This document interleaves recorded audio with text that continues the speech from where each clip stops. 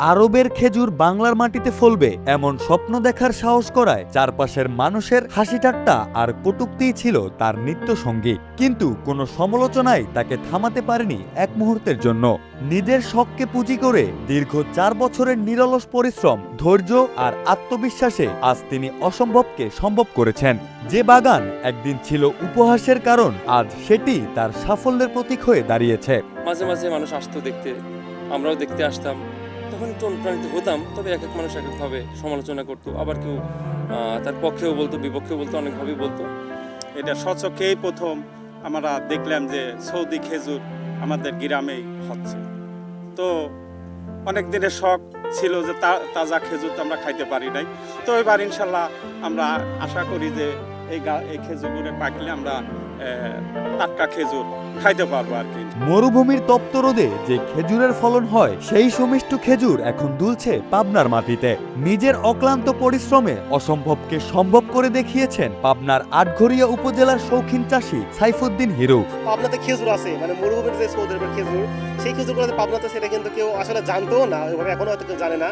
সেক্ষেত্রে এখন কিন্তু মানুষ দেখতেছে বা জানতেছে যে এখন পাবনাতে এই যে স্ট্রবেরি মালটার পাশাপাশি এখন খেজুর বাগানও হয়ে গেছে। 2022 সালে প্রথম ধাপে 15% জমিতে পরীক্ষামূলকভাবে খেজুর চাষ শুরু করেন তিনি। সেই উদ্যোগে সফলতা আসায় বর্তমানে বাগানের পরিধি বেড়ে দাঁড়িয়েছে প্রায় 50% জমিতে। তার বাগানে এখন পাওয়া যায় মরিয়ম, আজোয়া, বারহি, সুক্কারি সহ বিভিন্ন জাতের খেজুর। 22 সাল থেকে 24 সাল 25 সাল আমার বাগান ছিল হাফ বিঘা। 25 সালে নতুন আরেকটা জায়গা 1 বিঘাতে আবার নতুন করে বাগান করছি। এখন টোটাল আমার হচ্ছে 1.5 বিঘা জায়গাতে প্রায় 65-60টার মতো গাছ আছে।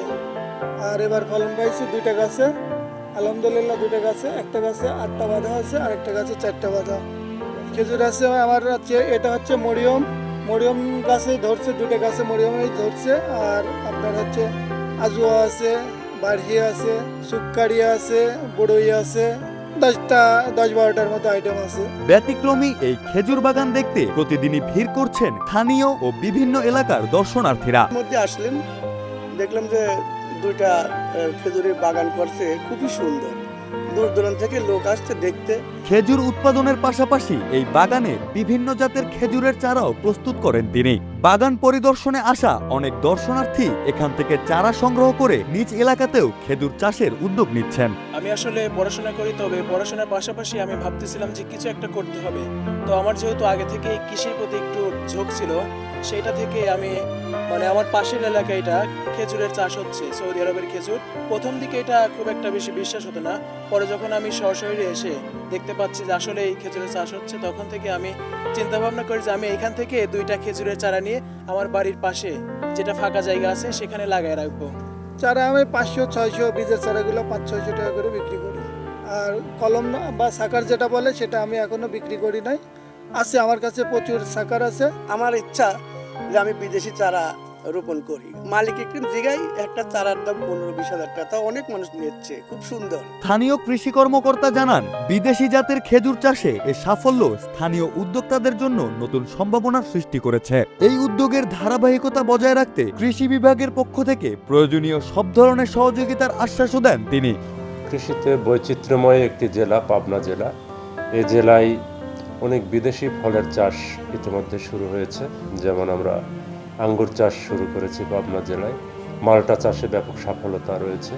এর পাশাপাশি আটঘরিয়া উপজেলার একদন্ত ইউনিয়নে গুরুবাসী গ্রামে সাইফুদ্দিন হিরো নামে একজন কৃষক শখের বসে সৌদি খেজুর চাষ করেছেন। এখানে মরিয়ম এবং আজোয়া জাতের খেজুর আছে।